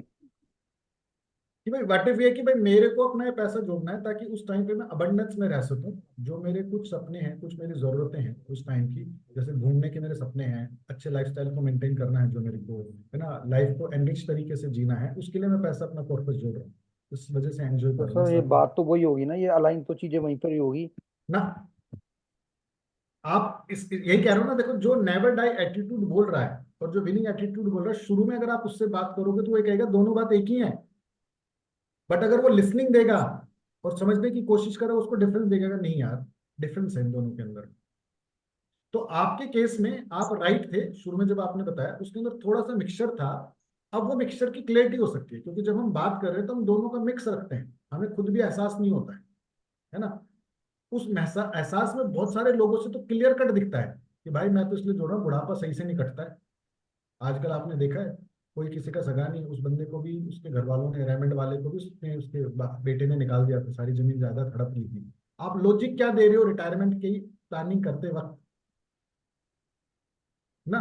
वो फीलिंग इमोशन है। जैसे कि मैं जब सोच रहा था कि मुझे घर लेना 2 BHK, तो मेरी फीलिंग और इमोशन कहाँ से जा रहा है कि 60-70 लाख को जुगाड़ कर लूँ और लोन ले लूँ, परमात्मा दिला कर कहीं ना कहीं पे। तो उस फीलिंग इमोशन में भी मैं डेट मांग रहा हूँ, लाइबिलिटी मांग रहा हूँ, अबंडेंस कहाँ मांग रहा हूँ? आई बिलीव कुछ क्लैरिटी मिली। सर इसमें यस तो क्या है सर, ना कि यस अगर कोई चीज हम थॉट करते हैं, उस चीज के सोचते हैं और पॉजिटिव वे में सोचते हैं, तो वो फिर सर्टिफिकेशन आ जाता है, फिर वहां पे वो ड्रॉप ही हो जाती है, वो आइडिया ही ड्रॉप हो जाता है। जैसे क्यों करना है? सिचुएशन दो। फॉर एग्जाम्पल अगर जैसे ये 4 BHK वाला आप एग्जाम्पल ले रहे हो, या आपका ही एग्जाम्पल पकड़ लेते हैं सर, हम्म, कि अभी आप जैसे सोच रहे हो, अब आपको रियलाइज होगा कि यार मेरे को 4 BHK भी क्यों लेने हैं, मेरी फैमिली तो इतनी है, तो हम्म, मेरे को तो उस हिसाब से रखना है, तो मैं 2 BHK लूँ। हम्म। तो वो तो फिर वो और चेंज होता चला जाएगा सर ऐसे तो। हाँ, चेंज होता चला जाएगा। हम जो एबिलिटी बिल्ड कर रहे हैं ना अमीन भाई, वो बिल्ड कर रहे हैं कि वो 4 BHK हो, 3 BHK या गरीबी हो, कुछ भी हो, कि उसके अंदर क्या अबंडेंस सोची जा रही है। अभी अबंडेंस, गर्मी है, ओके। अभी गर्मी है, इस गर्मी में क्या मैं सर्दी महसूस कर सकता हूँ? क्योंकि अगर मैं गर्मी में गर्मी महसूस करूंगा तो मेरा कंफर्ट नहीं होगा ना, हम्म। मैं अपने आप को परेशान फील करूंगा ना। बट आप ही के अंदर पावर है। नींबू अगर आपको खट्टा पेन दे महसूस करा सकता है, तो आपका विचारधारा, आपका इंटेलेक्ट इतना पावरफुल है कि वो गर्मी में भी आपको सर्दी का एहसास दिला सकता है। बट वो एबिलिटी नहीं है। तो हमें वही एबिलिटी बिल्ड करनी है कि हमें अपने आप को, क्योंकि सोल का जो बेस लेवल था, ओरिजिन क्या था, जो बच्चे का ओरिजिन होता है, हैप्पीनेस का, एक्साइटमेंट का, एनर्जी का, है ना, चीजों को भूलने का, फॉरगिव करने का, उस तरीके से। तो वो वाली एबिलिटी हमें बिल्ड करनी है। वो एबिलिटी क्योंकि अब ऑटोमेटिक नहीं है, बच्चों के अंदर ऑटोमेटिक थी। इस समाज ने, नई नई लर्निंग ने, नए नए एक्सपीरियंसेस ने वो एक एबिलिटी ऐसी बिल्ड कर दी कि हम उस चीज को भूल चुके हैं। उसी थॉट के ऊपर हम बात कर रहे हैं। और जो अभी मैं आपको बताने वाला हूँ, यहाँ से आपको थोड़ी सी और क्लैरिटी होगी कि जो मैं ये बताना चाह रहा हूँ, ये टॉपिक क्या बताना चाह रहा हूँ। तो जो अब मैं आगे कन्वर्सेशन करूंगा अगले आधे घंटे, आप इसमें ना जो स्टोरी सुनोगे, है ना, इसमें ये लॉजिक नहीं लगाओगे कि सही या गलत है, क्योंकि स्टोरी के अंदर क्या होता है, कुछ भी इमेजिनेशन में आ सकता है। स्टोरी की कोई फाउंडेशन नहीं होती ना, क्योंकि स्टोरी तो स्टोरी है कि वो सलमान खान वहां पहुंच गया था, उसको लेके पाकिस्तान, तो स्टोरी थी, कुछ भी क्रिएट किया जा सकता स्टोरी के अंदर। तो एज ए स्टोरी अगर मैं आपको बताऊं और ये कहानी सुनाऊं कि soul is pure and permanent, जो हमारी आत्मा है, जो इनसाइड है, जो आपकी बॉडी के किसी न किसी हिस्से में, जिसकी वजह से आप मेरे को सुन पा रहे हो, जो चेतना आपके अंदर है, वो प्योर है और वो परमानेंट भी है। उसको अभी आपकी बॉडी में लिया है, जब आपकी बॉडी को छोड़ देगी किसी और की बॉडी में चली जाएगी, तो बॉडी तो खराब होगी ना, डेड होगी, आत्मा थोड़ा डेड होगी। और जहां जाएगी वहां से शुरू करेगी, बिल्कुल प्योर होगी साथ में। तो अगर सोल प्योर एंड परमानेंट है तो सोल डिसाइडेड इट्स जर्नी। तो सोल ने अपनी जर्नी डिसाइड की कि मैं कुछ पेन और प्लेजर का एक्सपीरियंस लेकर आती हूँ।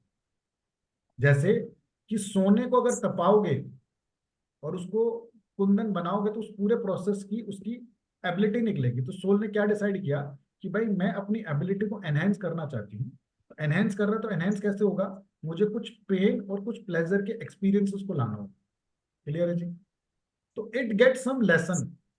तो पेन और प्लेजर आता कैसे है, कुछ लेसन से, कुछ स्किल्स जब आप बिल्ड करते हो, कुछ एक्सपीरियंस बिल्ड करते हो, कुछ लर्निंग्स को बिल्ड करते हो। जैसे आप अभी एक लर्निंग बिल्ड कर रहे हो कि कैसे मैं अपने दुख में भी खुशी मनाऊं, कैसे गर्मी में भी मैं ठंड का एहसास करूं। तो ये लर्निंग ले रहे हो ना, ये एक नया स्किल बिल्ड कर रहे हो आप अपने साथ में। तो सोल ने डिसाइड किया कि चलो जर्नी पे चलते हैं, कुछ पेन और प्लेजर को देखकर आते होता कैसे है। तो ये कहाँ होता है एक्सपीरियंस, अभी तक की नॉलेज के हिसाब से पृथ्वी पे होता है। तो पृथ्वी पे आई सोल। तो सोल, सो दैट सोल का लेवल कैन बी अपलिफ्टेड। क्यों करना चाह रही है, इस जर्नी पे क्यों आई है, ताकि जो उसका लेवल है ना वो अपलिफ्ट हो सके। जैसे प्योरिटी जो है, सोने की प्योरिटी होती है ना, 18 कैरेट, 22 कैरेट, 20 कैरेट, 24 कैरेट। तो उसकी प्योरिटी के लेवल को बढ़ाना होता है अपने को। तो सोल को अगर अपना प्योरिटी का लेवल अपलिफ्ट करना है तो वो क्या एक्सपीरियंस लेना चाह रही है, पेन और प्लेजर। यहां तक की बात क्लियर है? सिप सिप करके चलेंगे। सोल लेवल अपलिफ्ट करना है तो क्या चाहिए, अवेयरनेस की पावर चाहिए।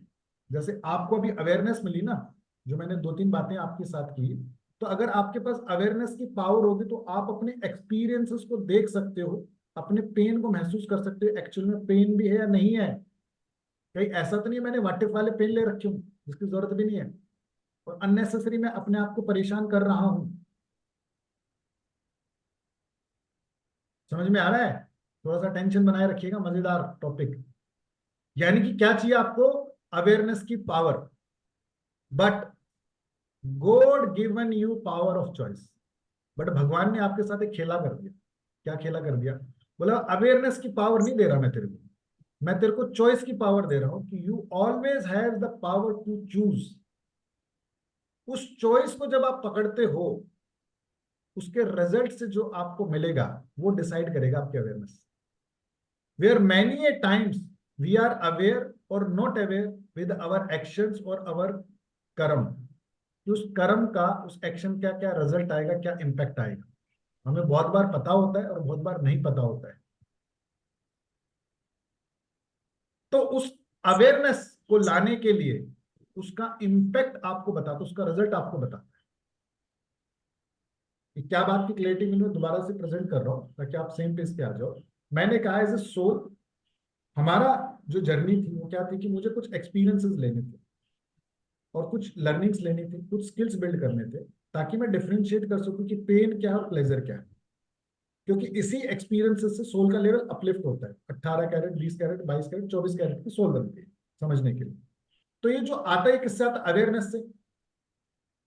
अवेयरनेस होगी तो मुझे पता लग जाएगा कि जो अभी चल रहा है, जैसे कि मैं अभी जो कर रहा हूं, नेवर डाई एटीट्यूड से चल रहा हूं, दौड़ तो रहा हूं मैं, बट नेवर डाई एटीट्यूड मेरी सोल को पेन देगा, उस एहसास को महसूस ही नहीं कराने देगा। वो प्रूविंग का जोन रहेगा। प्रूविंग वाले लोग भी सक्सेसफुल होते हैं, बट प्रूविंग वाला इंसान जो होता है वो पेन में रहता है, बर्डन में रहता है, अबंडेंस में नहीं रहता। क्लियरिटी मिल रही है यहाँ पे? तो ये अवेयरनेस आती कैसे है, परमात्मा ने बोला भाई ये अवेयरनेस ऐसे नहीं आएगी आपको, आपको एक्शन लेने होंगे, और एक्शन के लिए मैंने फ्री कर दिया आपको। आप सोते रहो या जग जाओ, ये आपकी चॉइस है। आप क्लास में आओ या ना आओ, ये आपकी चॉइस है। आप पार्टिसिपेट करो ना करो, आपकी चॉइस है। तो हमेशा चॉइस आपके पास रहेगी। उस चॉइस यानी कि उस एक्शन से जो आपको अवेयरनेस है या नहीं है, जो रिजल्ट आएगा, जो इम्पैक्ट आएगा, वहां आप प्रेजेंट रहोगे कि यार ये चीज ठीक है नहीं। कुछ समझा पाया मैं आपको, कुछ बता पाया सर जो एक किसी सर को? एक बात कहूँ आपको। जी। सर जैसे कि हम कहते हैं कि सोल है, ठीक है, सोल प्योर और परमानेंट है, आपने कहा। जब सोल जब प्योर है, परमानेंट है, जब पता है उसको बॉडी छोड़नी है, दूसरी बॉडी में जाना है, तो वो बार बार सीखती किस लिए है भैया? या तो वो ट्रांसफर भी नहीं होता कुछ भी उसके पास, जो होता है उसने कम से कम। सोल ने जो इस जन्म में सीखा बैठ के, उसने हाँ, बहुत सारी लर्निंग ली। उसने अंबानी का या कुछ भी लर्निंग ली, अब वो दूसरी सोल में जाएगी तो वो तो कुछ लेके जाएगी नहीं अंबानी का। वो तो जीरो कर देगी बैठ के, फिर दोबारा से स्टार्ट करेगी। वही मैं कह रहा हूँ पंकज भाई कि सोल के लेवल पर अगर आप जाओ तो वो पास्ट के कर्मों के एक्सपीरियंसेस, नॉलेज, वो सब कुछ उसके पास है। आपको वो अभी निकालना नहीं आया, आप नारियल हो, आप तो ऊपर ऊपर काम कर रहे हो। तो अंदर के लेवल पे गए कब हो? क्योंकि अंदर के लेवल पे अगर आप चले गए तो वहां तो बहुत बड़ी अबंडेंस है, वहां तो बहुत बड़ा क्रिएशन है।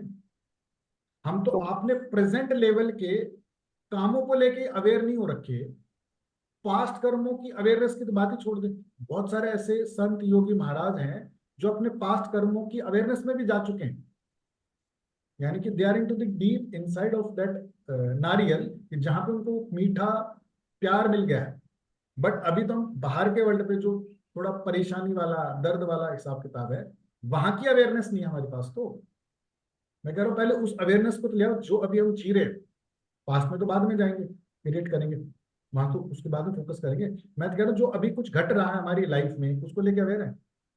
जैसे कि माँ अपने बच्चे को, माँ का लव सबसे प्योर होता है, कोई इसमें दो राय नहीं है। हाँ, कुछ माएँ मतलब अच्छी नहीं होती हैं, बट अगर आप समझने के लिए देखो तो माँ का प्यार ज्यादा प्योर होता है पिताजी से भी, है ना।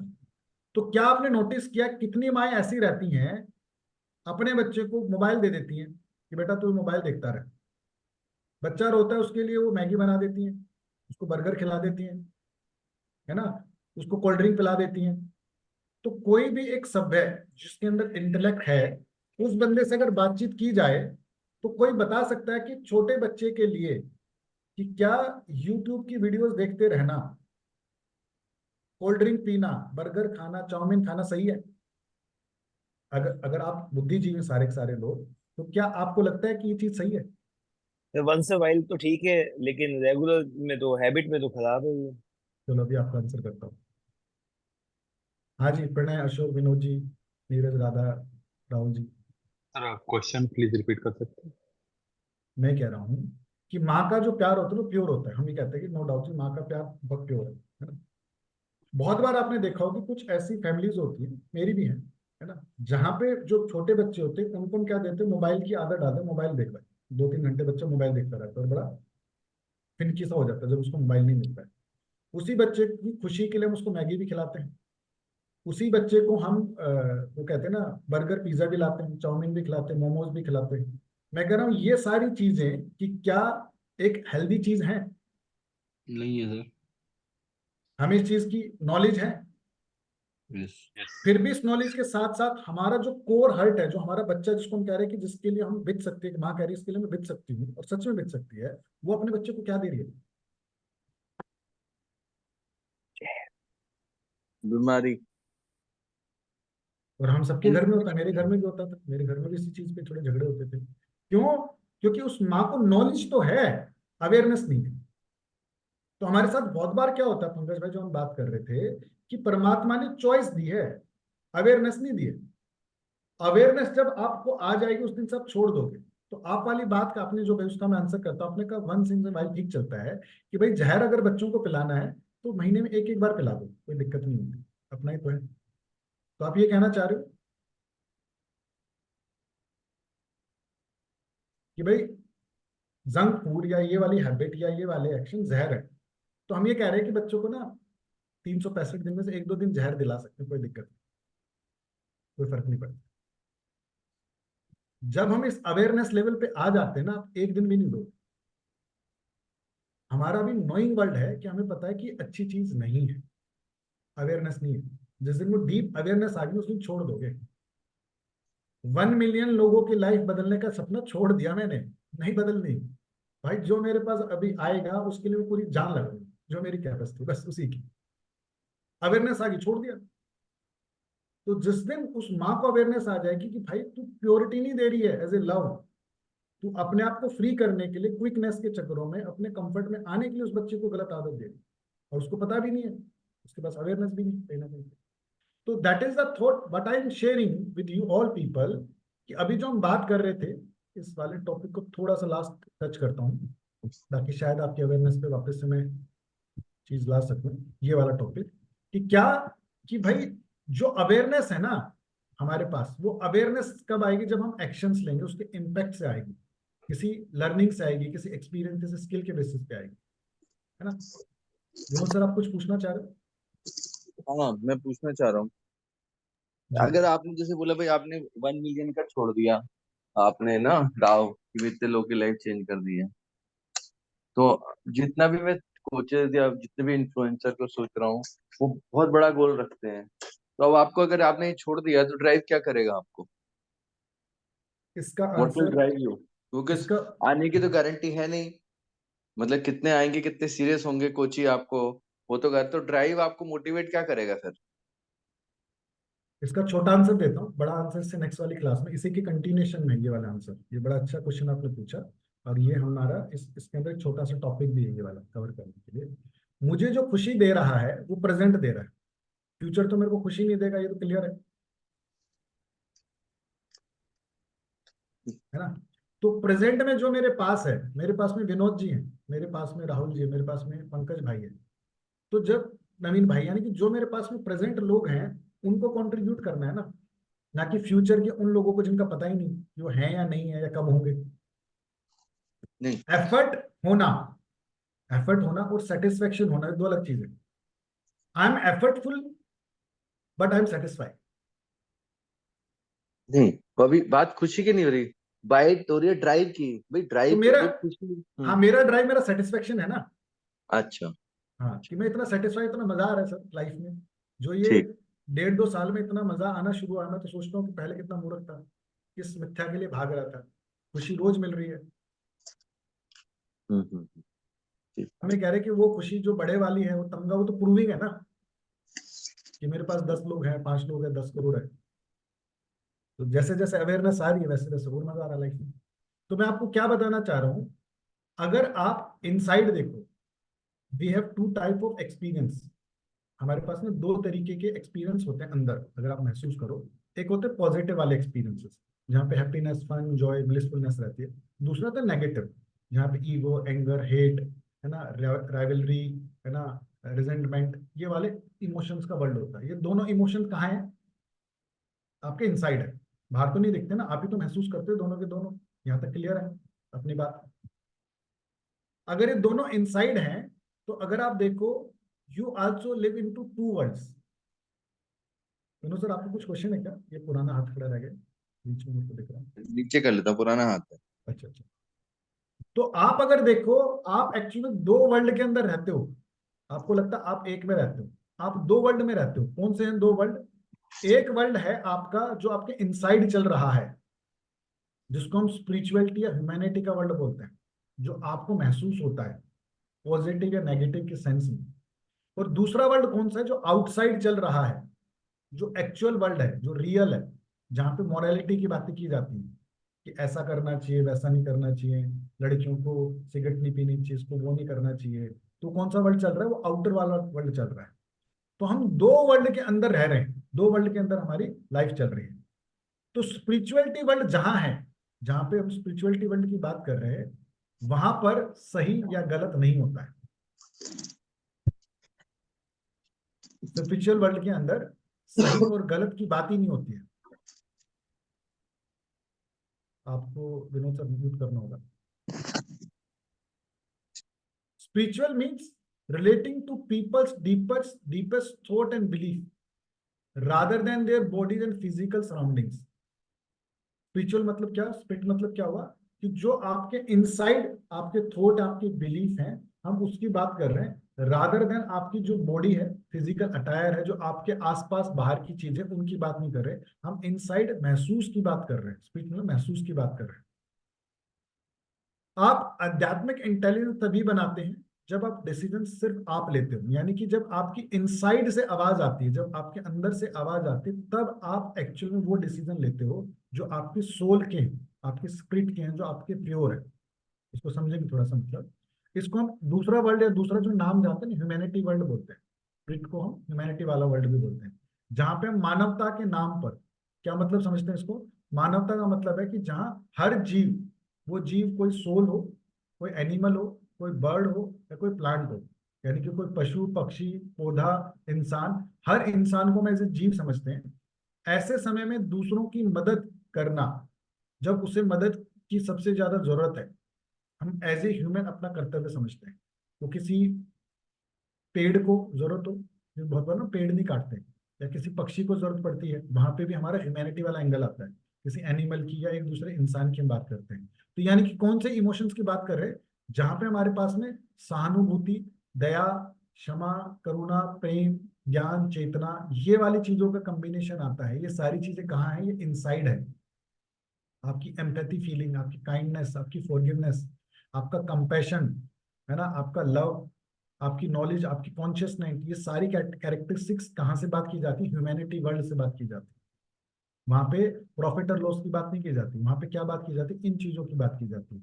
तो ये कौन सा वर्ल्ड है? ये डीप इनसाइड वाला वर्ल्ड है जो आपके अंदर चल रहा है। इसको क्या कह सकते हैं? स्पिरिचुअल वर्ल्ड बोल सकते हैं, ह्यूमैनिटी वर्ल्ड बोल सकते हैं, कि as a human, as a soul की बात कर रहे हैं। दूसरा वर्ल्ड कौन सा हुआ? ये हुआ एक्चुअल वर्ल्ड, रियल वाला वर्ल्ड, जहां पे आप रह रहे हो, जहां पे गलत और सही होता है, लेकिन गलत और सही सबका अलग अलग होता है। किसी के लिए नॉनवेज खाना सही है, तो किसी के लिए नॉनवेज खाना गलत है। तो ये कौन सा वर्ल्ड होगा? ये एक्चुअल वर्ल्ड होगा, जिस एक्चुअल वर्ल्ड के अंदर हम रह रहे हैं यूज करने के लिए। That's why we made rule, regulation, laws and ethics. इसीलिए इस वर्ल्ड को चलाने के लिए, जिस वर्ल्ड में हम रह रहे हैं, हमने वहां पे रूल रेगुलेशन बनाए, लॉज बनाए, एथिक्स बनाए, पॉलिसीज बनाए, स्ट्रक्चर्स बनाए, ताकि लोग एक दूसरे के साथ ठीक तरीके से रह सके। जो जिस समाज में, जिस रिलीजन में, जिस कंट्री में रहेगा, वो वहां के रूल मानेगा। क्योंकि आप अगर देखो कि अलग अलग कंट्री के, अलग अलग रिलीजन के, अलग अलग प्रांत के अलग अलग रूल हो जाते हैं, है ना, और जिन रूल को मानेगा, क्योंकि बिलीफ सिस्टम है, जिन चीज को वो मानेगा वही उसके लिए सत्य हो जाता है, वही सच्चाई हो जाती है। कि भाई फेस्टिवल के टाइम पे, दिवाली के टाइम पे नॉनवेज नहीं खाना, नॉर्थ इंडियन मानते हैं। साउथ इंडिया के अंदर मैंने सुना है कि फेस्टिवल टाइम पे ही वो नॉनवेज ज्यादा खाते हैं। तो ये उनका रिलीजन, ये उनके विश्वास विश्वास है। आउटर वर्ल्ड रह रहा है, उनके उनके रूल रेगुलेशन पॉलिसी है। तो इस वर्ल्ड को हम कैसा जानते हैं? ये जानते हैं मोरालिटी वर्ल्ड। मोरालिटी की बातें करते हैं, जैसे जो सीख हैं, जो शिक्षाएं हैं, रीति रिवाज हैं, जो हमने बना लिए, जिससे हम ये डिसाइड कर पाते हैं एज ए मानव कि ये वाला कार्य सही है, ये वाला गलत है। बट उसी कार्य को जब हम ह्यूमैनिटी वर्ल्ड से देखते हैं, तो फिर क्या आ जाती है? कंफ्यूजन आ जाती है, कॉन्ट्राडिक्ट आ जाती है, बहस आ जाती है, क्योंकि हम एक ही समय पे दो अलग अलग वर्ल्ड की बात कर रहे होते हैं, है ना। तो मैं आपको क्या बताना चाह रहा हूँ, समझाना चाह रहा हूँ अभी तक के डिस्कशन को लेके, कि one is humanity world, second is your morality world. As a human what you want, वो इंपॉर्टेंट नहीं है। इंपॉर्टेंट ये है कि जिस समाज में, जिस रिलीजन में, जिस कंट्री में रह रहे हो, वहां के लिए क्या इंपॉर्टेंट है। जैसे बैंकॉक, थाईलैंड, ग्रीस में आप अगर जाते हो, तो वहां पे सेक्स फ्री है। वहां उनके लिए नेचुरल सी बात है, कोई मायने नहीं रखता है। उनकी जो रूल रेगुलेशन के लिए ओके है। बट बहुत सारी ऐसी कंट्रीज हैं, जैसे इंडिया है या नेपाल है, वहां पे ये रेस्ट्रिक्टेड है, आप इसको ओपनली डिस्कस नहीं कर सकते। चाइना में नॉनवेज खाना बहुत आम बात है, और नॉनवेज भी वो वाला नहीं जो आपने सुना है, चिकन और मटन। वहां पे तो भाई साहब पता ना क्या क्या वो बताते हैं कि वहां पे कबूतर भी और पता ना क्या क्या खा लेते हैं उनके लिए, सांप बिच्छू। है ना। बहुत कुछ ऐसी चीजें खा लेते हैं जो सुनने में बड़ी अजीब सी लगती है। यानी कि जो अपने आप को नॉन वेजिटेरियन कह रहा है ना, मैं ये बड़ी अच्छी, एक दिन डिस्कशन चल रहा था, जब ये डिस्कशन चल रहा था, एक नॉन वेजिटेरियन था जो चिकन खाता था, सिर्फ मटन भी नहीं खाता था। जब उससे बात की, उसने कहा यार ये बातें मत करो, ये क्या तुम बातें कर रहे हो, ऐसी कौन खाता है। मैं कहा भाई तेरे से भी बड़े नॉन वेजिटेरियन जो ऐसी ऐसी चीजें खा लेते हैं। तो थॉट क्या निकल कर आया, क्या मैं बताना चाह रहा हूँ आप लोगों को, कि दो तरीके के वर्ल्ड है। अब तक की क्लास को इतना ही रखेंगे, आज इतना ही समझेंगे। अगले वाली क्लास में से थोड़ा सा और डीप जाने की कोशिश करेंगे, अपनी डिसीजन मेकिंग को, अपने आसपास में होने वाली घटनाओं को, जो हमारी लाइफ में बहुत ज्यादा कंफ्यूजन है, बहुत सारी चीजों को हम इंटरमिक्स कर रहे हैं, हम देख ही नहीं पा रहे एज डिफरेंशिएशन, कि ये वाली बातें यहाँ से हो रही है, ये वाली बातें यहाँ से हो रही है, देखने के लिए। इसको हम नेक्स्ट क्लास में डिस्कस करेंगे। अभी के लिए किसी का कोई डाउट, क्वेश्चन, क्वेरी हो, मेरे से प्लीज चर्चा करें, और क्या कुछ समझ में आया उसको जरूर शेयर करें। दो इंपॉर्टेंट अनाउंसमेंट है मैंने लिख रखी है। पहला, नेक्स्ट थर्सडे जो 30 तारीख का है, तो सभी लोगों को उस दिन कोशिश समय करके निकाल कर आना है द्वारका, क्योंकि उस दिन हम मंथ को रिव्यू करेंगे हमने क्या कुछ किया, और जून मंथ की प्लानिंग करेंगे, और पूरा दिन अकेले अकेले बैठकर काम करेंगे। यानी कि हमने लास्ट टाइम ये डिसाइड किया था महीने में एक दिन हम डेडिकेट करेंगे। तो आई बिलीव 30 तारीख वाला जो थर्सडे है वो ज्यादा सही रहेगा, क्योंकि तो मंथ एंड हो रहा है, तो मंथ को रिव्यू कर लेंगे, नेक्स्ट मंथ की प्लानिंग उसी दिन कर लेंगे, और साथ में कुछ नई चीजें सीखनी समझनी उसके ऊपर चर्चा कर लेंगे। क्योंकि उसके बाद थर्सडे जो आ रहा है वो आएगा 5 या 6 तारीख का, तो 5-6 तारीख तक क्या है ना, महीना शुरू हो जाएगा। तो मेरा प्रपोजल ग्रुप को 30 तारीख का थर्सडे वोटिंग में मैं करा लूंगा, तो जो आना चाहेगा उस हिसाब से उसको वेलकम कर लेंगे। दूसरा लास्ट चीज ये जरूर सुन लो, मैं आप ही लोगों से उम्मीद कर सकता हूँ, क्योंकि आप लोग वो प्रत्यक्ष को प्रमाण जिन लोगों को मैं अपनी लाइफ की इनसाइट नॉलेज ज्ञान दे रहा हूँ, आप लोगों से कम 5-5 लोगों के रेफरेंस चाहिए मेरे को फ्रेश वाले, क्योंकि इस संडे को क्लास है हमारी और फिर अगले संडे को क्लास है। एक कच्ची लिस्ट मैंने भेजी है, आज तक आपने जिन लोगों से बात की है, या आपको लगता है कि इनसे मैं बात कर सकता हूँ, या आपको लगता है कि ये इंसान से मैं पहले समझा चुका हूँ, उन लोगों के नाम लिख लो एज ए कच्ची लिस्ट, क्योंकि ये एक्टिविटी आपके काम आएगी, इससे मुझे बहुत मदद मिलेगी। क्योंकि बिना आपकी मदद के मैं उन लोगों तक नहीं पहुंच पाऊंगा जिनकी मैं तलाश कर रहा हूँ। क्योंकि नए अनजान इंसान को समझाने से कहीं लाग जाना अच्छा होता है। जिस इंसान के लाइफ में वैल्यू ऐड कर रहा हूँ, और राधा जी, अशोक जी, पंकज जी, प्रणय, राहुल और नवीन भाई, अगर आपको लगता है कि मैंने आपकी लाइफ में वैल्यू ऐड की, मैं कुछ अच्छी चीज बता पा रहा हूँ, तो प्लीज आप मेरे को कम से कम 5 लोगों को तक ये बात पहुंचाए, उनको फर्स्ट क्लास में इनवाइट करें। कोई कंपल्शन नहीं है उनके लिए कि उनको कोर्स ज्वाइन करना है, इसीलिए मैंने पहली क्लास की फीस 300 रुपये रखी है कि एटलीस्ट वो पहली लेवल का ज्ञान तो लेकर जाएं, छोटी छोटी चीजें सीख कर तो जाएं। तभी मैं कहता हूँ आपको अपने टीम मेंबर्स को बुलाना है, अपने नॉन लोगों को बुलाना है, स्टूडेंट्स को बुला लो, so that they can learn from the first class, that is the only giving from my side. तो ये 2 चीजों की अनाउंसमेंट थी, and now house is open for discussion, जिसको जाना है वो जा सकता है, और अपना प्यार, अपनी लर्निंग, अपना एक्सपीरियंस वॉइस नोट के थ्रू ग्रुप में जरूर छोड़।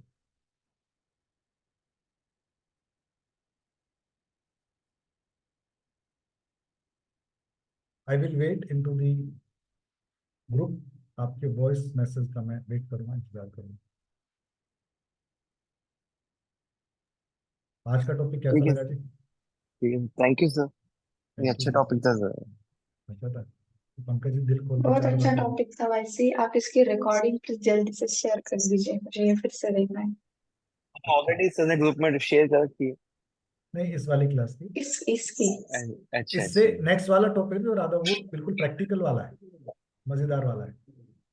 ओके। सर ये मतलब टॉपिक बढ़िया था, लेकिन थोड़ा सा ना हैवी भी था समझने के हाँ, लिए, हाँ अंदर तक फंसा। फर्स्ट लेवल के लिए सच में हैवी था। जैसे नवीन भाई ने जब दोबारा सुना था, तो नवीन भाई ने कहा यार ये चीजें अब सब जाके समझना आप कहना क्या चाह रहे हैं। मैं कहा भाई मेरे को बहुत टाइम लग गया था। It is all about awareness का, जिसका लिसनिंग ओपन है वो अभी पकड़ लेगा, जिसका लिसनिंग ओपन है वो अभी नहीं पकड़ेगा, उसको समय लगेगा, क्योंकि ये टॉपिक सच में बहुत डीप है। यही तो कोर है, हम जिसके लिए भाग रहे हो है ही नहीं।